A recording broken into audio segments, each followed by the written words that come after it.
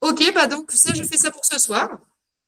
Je vous fais un petit point matériel. Et puis après, je vous fais deux lives digestifs et virus grippe. Ok. Point matériel. Euh, je me dirais que pour moi, tout le matériel se vaut. Euh, les, les plus beaux coups que j'ai faits, c'est de la mine de crayons Ikea avec, non, pas Ikea, tu sais, mais c'est chez qui? C'est chez Buffalo Grill qui t'offre des petits crayons pour que tes gamins soient sages pendant le repas. Ben, j'ai gardé les crayons. Et un jour où j'ai besoin de faire de l'oriculo d'urgence, j'ai récupéré les crayons dans mon sac à main, j'ai pété les mines et j'ai scotché les mines. Donc, ce qui compte, c'est vraiment appuyer sur le bon point. Après, l'outil, c'est la blague que j'ai, c'est à votre avis, pour allumer la lumière, pour appuyer sur l'interrupteur, pour allumer la lumière, est-ce que c'est plus facile avec l'index ou avec le coude? Allez, vous avez le droit de voter. Bah, les deux fonctionnent. Enfin, les deux fonctionnent et simplement que quand tu es un petit bout de 3 ans, tu fais 1 mètre, tu es très fier de mesurer 100 centimètres, je pense que c'est quand même plus facile avec l'index parce qu'il va falloir même que tu lèves le bras pour appuyer sur l'interrupteur. Et quand tu es une maman, que tu arrives avec des sacs de course sur les épaules, à bout de bras, bah, je t'assure que s'il n'y a même pas le coude, il y a des fois, c'est avec le genou ou avec le pied que tu peux appuyer sur l'interrupteur.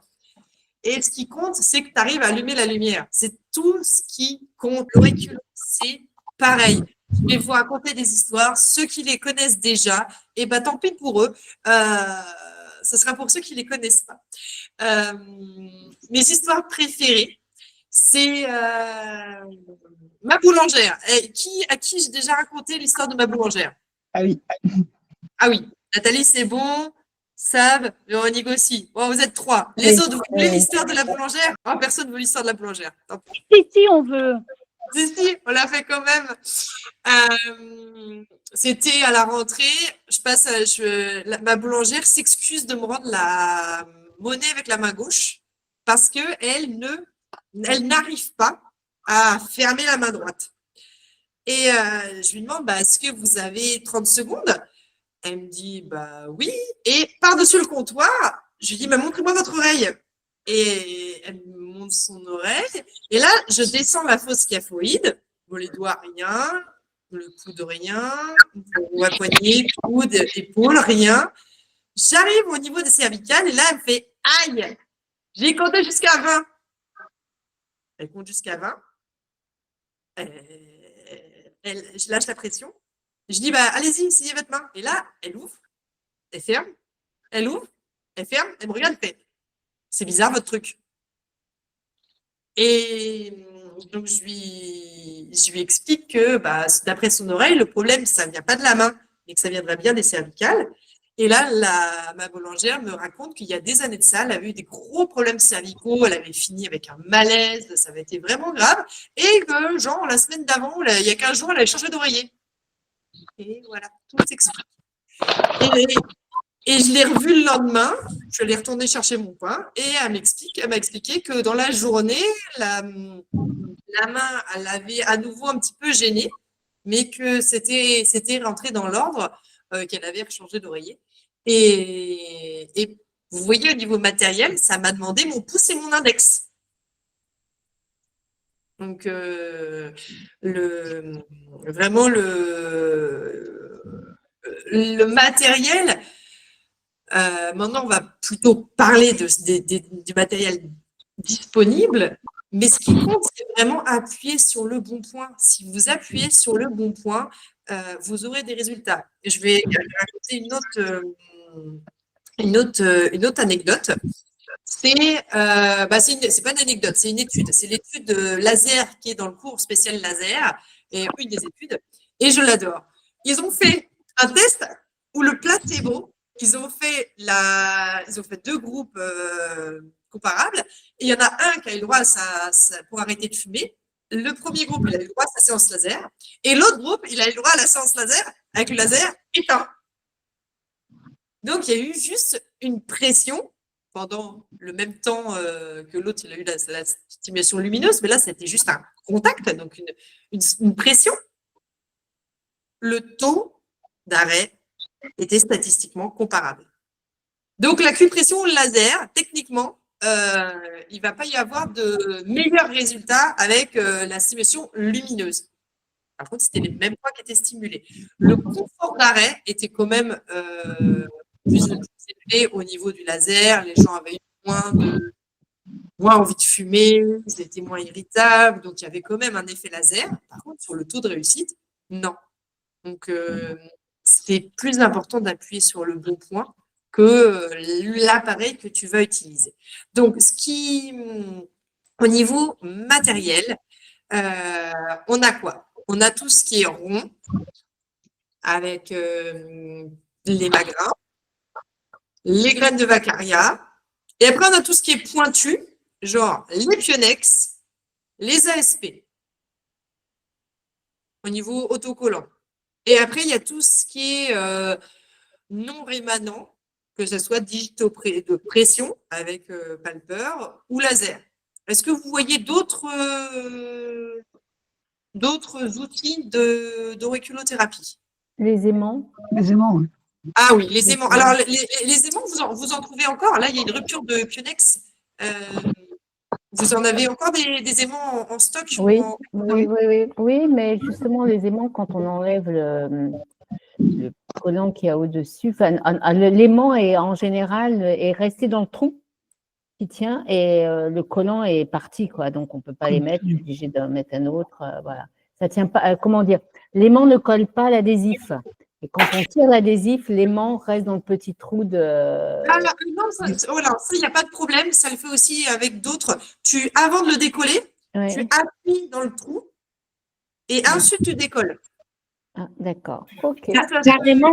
Carrément, tu entends les billes un peu magnétiques. Ah non, il y a des aimants. Il y a des aimants 800 Gauss.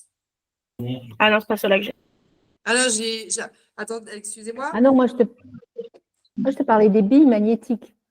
Oui, les petits aimants, oui, mais c'est du 800 Gauss. Je ne sais plus, j'ai ma boîte en haut, mais je ne sais plus. Oui. Est-ce que tu as petites billes, oui. J'ai des toutes petites billes magnétiques et les billes restent dans leur trou, quoi, donc je ne peux pas m'en servir. Tous ceux qui ont toutes les billes et qui ont un dispositif en plastique avec des creux et des petits scotch carrés, c'est le problème, c'est que quand ils remplissent, ils mettent une bille, ils mettent les scotch et il faut que tu appuies au centre pour faire coller la bille à l'autocollant avant de décoller. D'accord, ok, c'est pour ça qu'elle reste dans le creux. Mais ceux-là, les aimants? Ouais, voilà, c'est ça. Et donc, il faut juste appuyer un coup sur le scotch pour faire adhérer la bille avant de décoller le scotch. D'accord, merci. Donc, comme je vous l'ai dit avant, ce n'est pas le dispositif qui va être la clé de l'efficacité. Moi, j'ai de très bons résultats avec des magrins, j'ai des très bons résultats avec des aimants, j'ai des très bons résultats avec des Vaccaria, des très bons résultats avec les Pionex. Donc, pour moi, ça ne va pas être l'efficacité qui va me faire choisir, c'est la sensibilité de la personne. Si la personne est ultra sensible, si le fait de à peine toucher l'oreille, la personne est déjà en train de dire aïe, aïe, aïe, aïe, aïe, si tu mets autre chose que du magrin, la personne va retirer. Donc, tu n'as aucun intérêt de mettre de l'autocollant si la personne le décolle. Et c'est radical. Moi, si tu mets du… pardon ? Perso, si tu me mets des Pionex, Pilata, les trucs qui… L'ASP, ça passe pour moi. Mais les Pionex et certains Pionex, c'est juste insupportable. Donc, je les décolle. Donc, il faut juger de la sensibilité de la personne. De l'autre extrême, c'est que si la personne n'est pas très sensible de l'oreille, si tu mets un dispositif trop doux, c'est comme si tu pissais dans un violon. C'est la même chose que quand tu dois réveiller quelqu'un. Je ne sais pas si si vous avez tous dû réveiller vos enfants. Et moi, mes enfants sont comme moi, c'est-à-dire que tu rentres et tu allumes la lumière et tu parles et ils dorment, et ils dorment, et ils dorment. Moi, la maison peut s'écrouler, l'alarme peut gueuler quand je dors, je dors. Il n'y a rien qui me réveille. Eh bien, l'oreille, c'est pareil. C'est qu'il y a d'autres personnes, vous êtes d'accord, que il y a une porte qui claque à l'autre bout de la maison, ça les réveille et tu les as empêchés de dormir. Vous voyez l'image? L'oreille, ça va être pareil. C'est-à-dire qu'une oreille sensible, c'est une oreille qui se réveille quand il y a une porte qui claque à l'autre bout de la maison. Ben, si tu viens la réveiller avec trompette et fanfare, ça va être une agression. Donc, autant mettre une petite stimulation, elle sera largement suffisante et elle sera beaucoup mieux tolérée. Par contre, on a une oreille un petit peu dure de la feuille. Bah, là, il va falloir sortir l'artillerie lourde. Parce que si tu ne balances pas l'ASP ou du Pionex, eh ben, la personne, ça va pas réveiller le cerveau. L'information ne va pas passer. Donc, il ne faut pas hésiter à balancer de l'ASP, à balancer du Pionex rose, bleu, vert, dans ces cas où l'oreille n'est pas si sensible que ça, ou bien quand c'est des problèmes qui sont tellement chroniques, donc il va falloir secouer le cocotier. Et là, tout ce qui va être addiction, désolé, mais moi, je n'ai pas de pitié, c'est qu'il va falloir secouer donner l'information. Vas-y, Margot.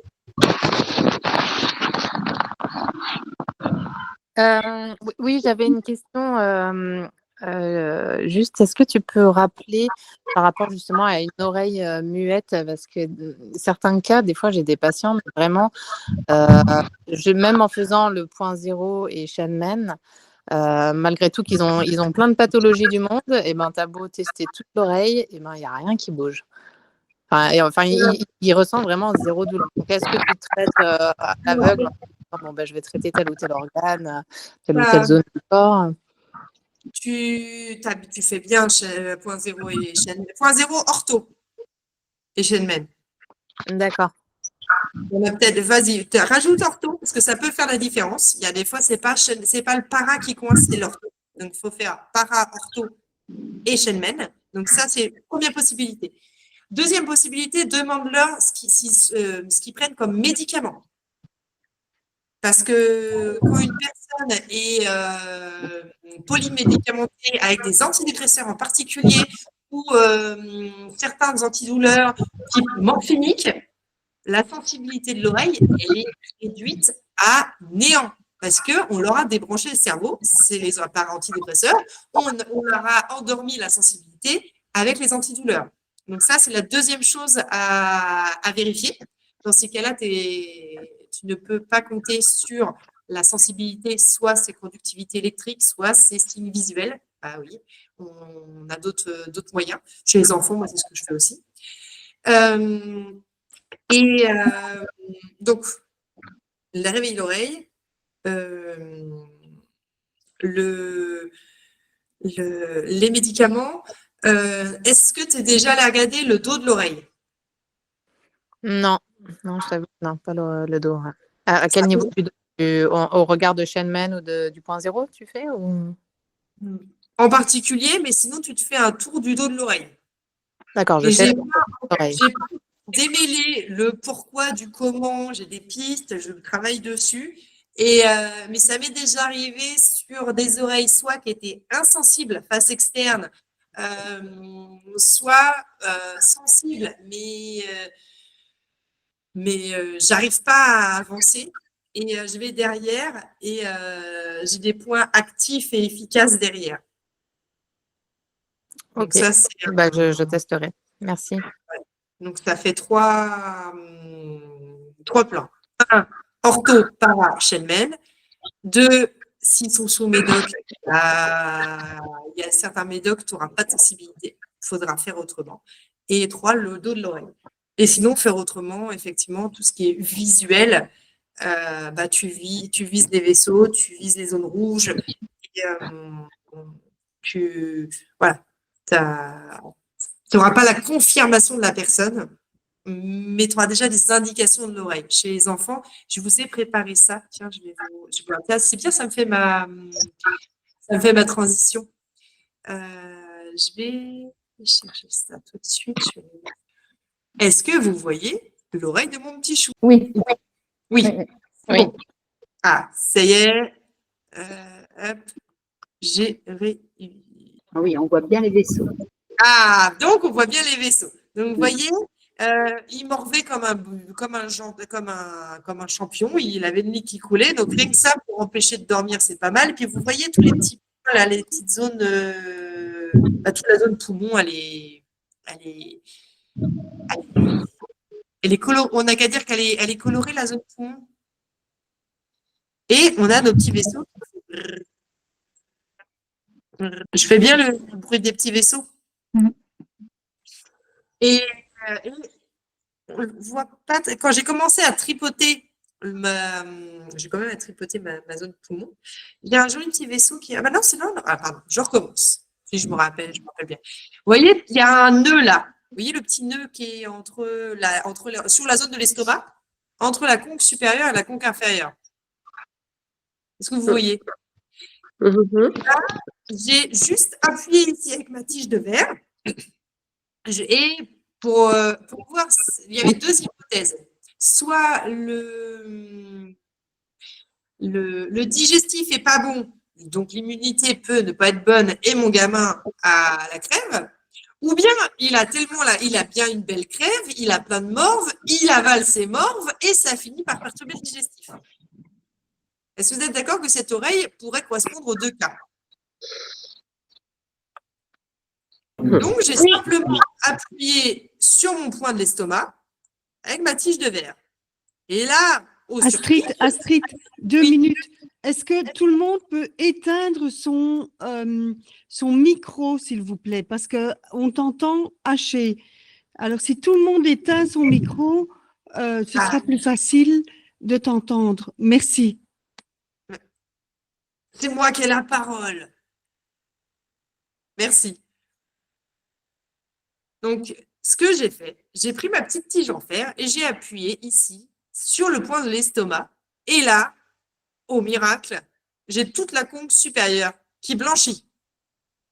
Donc, dans les deux hypothèses, la bonne, c'est les morves, c'est pas très bon pour le système digestif. Donc, ce que j'ai fait, c'est que j'ai décoré la conque inférieure. Sachant que mon gamin se réveille à 3 heures du mat. Vous connaissez le point du réveil à 3 heures du mat? C'est dans le bouquin de Nogier. Il est dans cette zone-là. Est-ce que vous voyez la belle cicatrice qui est sur l'oreille de mon gamin? Morsure de cheval. Morsure de poney! Tu t'es fait bouffer l'oreille par un poney. Eh bien, regardez ce que j'ai fait. Tadam, tadam, tadam. Hop, hop.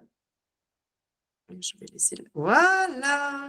Est-ce que vous voyez l'oreille après décoration? Il y avait le. Ah, j'essaie. Je ne peux pas mieux vous la centrer. Est-ce que vous la voyez? Attendez. Oui, on la voit, oui. Vous la voyez avec les petits magrins mignons? Et donc, au final, vous voyez, j'ai décoré quoi? La conque inférieure, les poumons, c'était le problème, et toute la projection des poumons.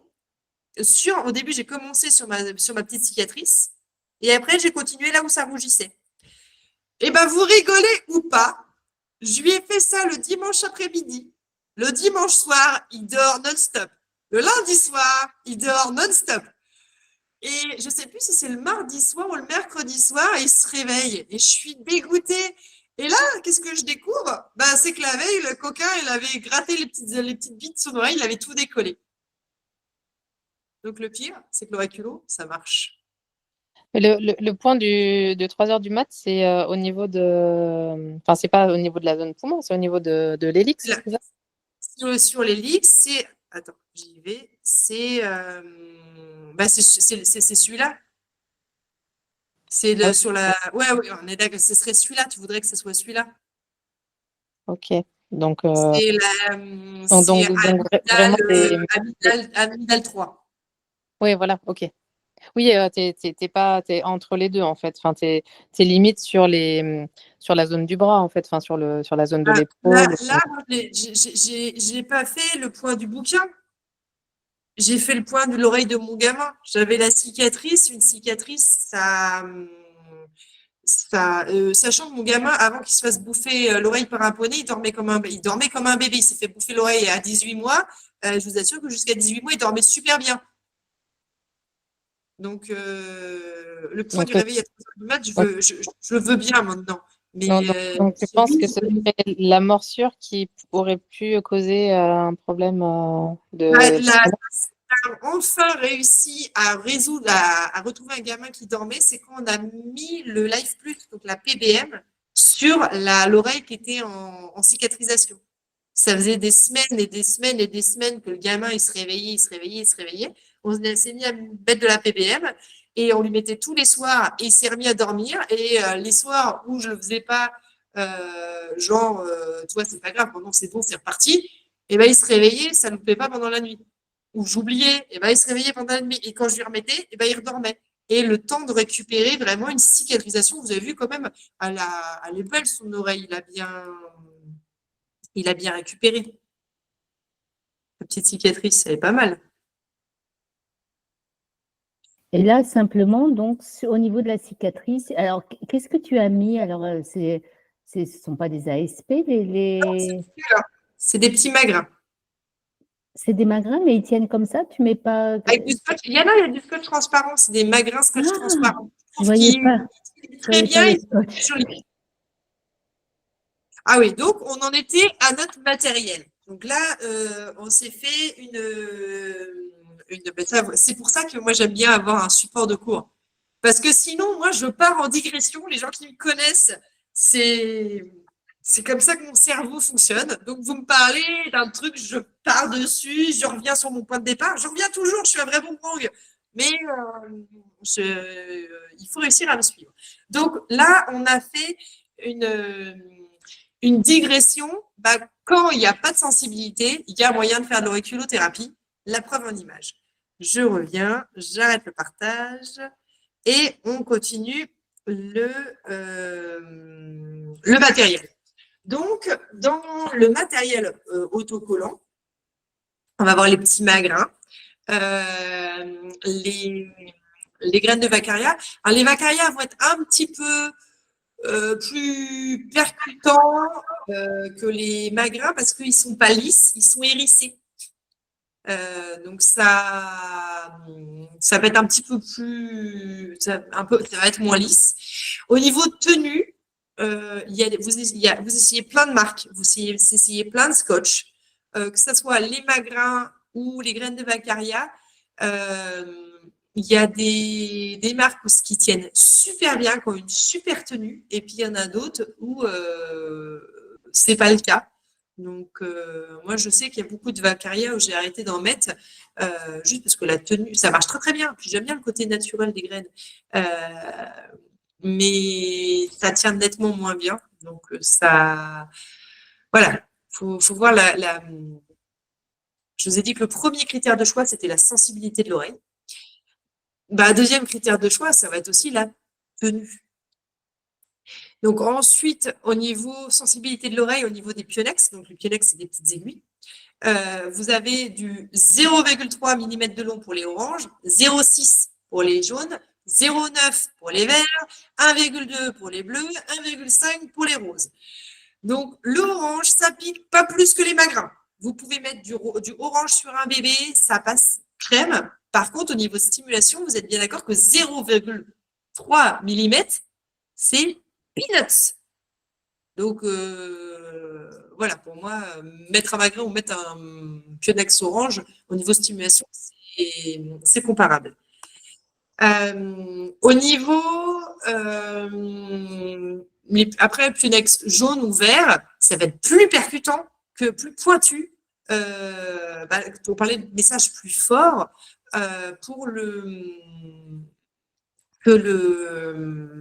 que le orange ou le magrin.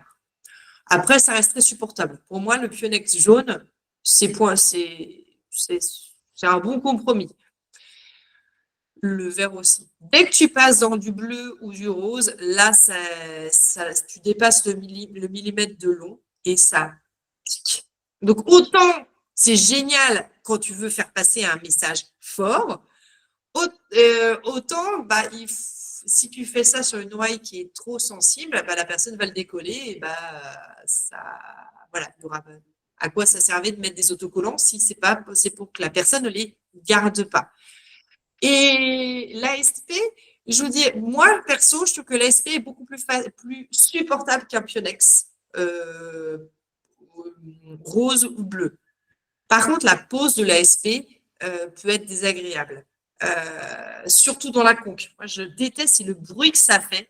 Donc, je préviens les gens et je préviens tellement bien les gens que ça va faire, qu'ils vont entendre le bruit, que c'est pas sympa la pause, mais que c'est tellement efficace que ça vaut le coup, que finalement, j'ai deux réactions. Soit c'est, oh, bon, c'était pas si terrible que ça. Soit c'était, ah ouais, effectivement, c'est pas sympa. Mais comme je préviens, ça passe crème. Et au niveau de la tenue, je trouve que l'ASP est très, très, très supportable. Avant, je mettais systématiquement soit le petit scotch qui est fourni avec, soit un Pionex par-dessus parce que je trouvais que le scotch, les premiers scotch ASP ne tenaient pas du tout. Les nouveaux sont bien, mais ils sont crassous. Ils vieillissent très, très mal. Ils deviennent… voilà, j'aime pas leur façon de vieillir. Donc, sinon, je mets un Pionex dessus pour que ce soit bien propre. Et j'ai fait des expériences sur des hommes à cheveux courts d'abord, et puis sur moi, parce que le risque, c'est que ça s'accroche dans les cheveux. Mais finalement, quand ça doit tenir, ça tient très bien, même avec les cheveux. Donc, on dirait que maintenant, on n'est même pas obligé de mettre un scotch sur l'ASP. Tiens, un critère de choix, parce qu'on a dit qu'on faisait un point matériel, mais c'est de l'impro. Perso, je préfère les magrins, tu les retrouves dans ton lit, tu t'en fiches. Les ASP, tu peux marcher dessus, on s'en fiche. Par contre, les Pionex, je déteste retrouver des Pionex dans mon lit, dans ma douche, sur ma serviette, parce que c'est comme une petite punaise et je déteste me retrouver avec une Pionex que je m'enfonce dans le doigt, que je retrouve sur mes vêtements. Donc, j'aurais tendance à dire que les magrins, ça tombe tout seul. Les ASP, ça tombe tout seul. Les Pionex, pour éviter ce désagrément, je commencerai à avoir tendance à dire aux gens, au bout d'une semaine, au bout de 15 jours, selon la tenue, décollez-les. Au moment où ça devient un peu sale, l'autocollant devient un peu sale, retirez-les. Alors, Margot et Françoise, vous avez toutes les deux levé la main, mais je n'ai pas regardé qui a levé la main en première. De la première à la dernière. Margot, a priori, c'était toi la première. Bon, alors Françoise, à toi la parole. Je voulais juste savoir, y a-t-il des endroits où tu ne mets pas d'ASP ou tu en mets partout dans l'oreille? Alors, je suis capable d'en mettre partout. Là où j'aime mettre les ASP, c'est plutôt dans ce sens-là. Les ASP, je vais en mettre Shenmen à max. 0.0 à max. Le lobe, carrément. C'est mes 3 endroits où j'aime mettre des ASP. La conque, j'aime pas le bruit, donc j'aurais tendance à le remplacer par autre chose.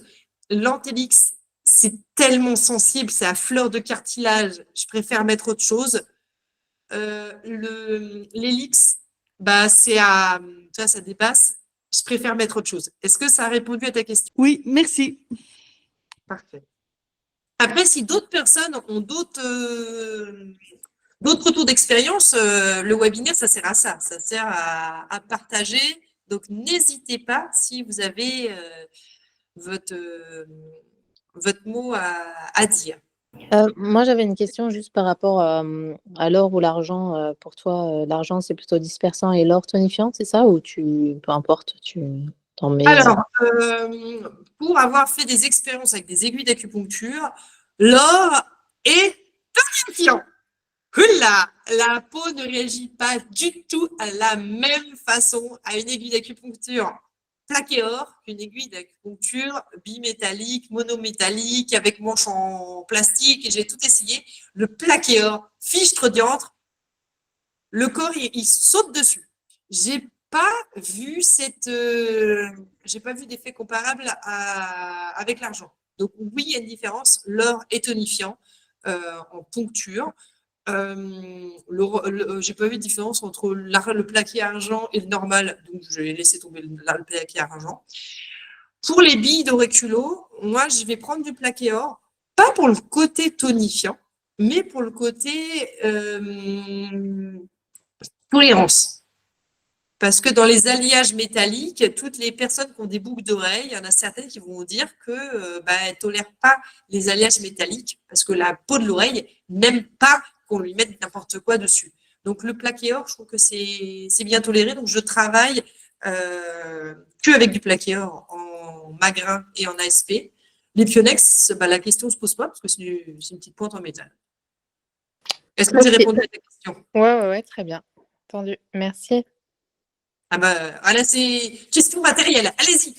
Alors, juste petite précision par rapport à ce qui vient d'être dit. Moi, après, c'était plus, c'était un autre type de formation. Mais en fait, il disait en gros, donc lui, il posait des ASP, il posait des ASP sur certains points d'acupuncture. Et donc, il disait que l'or, c'était tonifiant pour les femmes, l'argent dispersant, et l'argent était tonifiant pour les hommes, et l'or dispersant. Et après, honnêtement, je ne suis pas allée tester. Mais ce que je fais sur l'oreille, c'est qu'en général, je mets de l'or pour les femmes et de l'argent pour les hommes parce qu'en fait, ça me parlait bien, son truc. Donc voilà. Et ça tient très, très, très bien j'utilise que des billes magnétiques et ça tient très, très, très, très, très bien.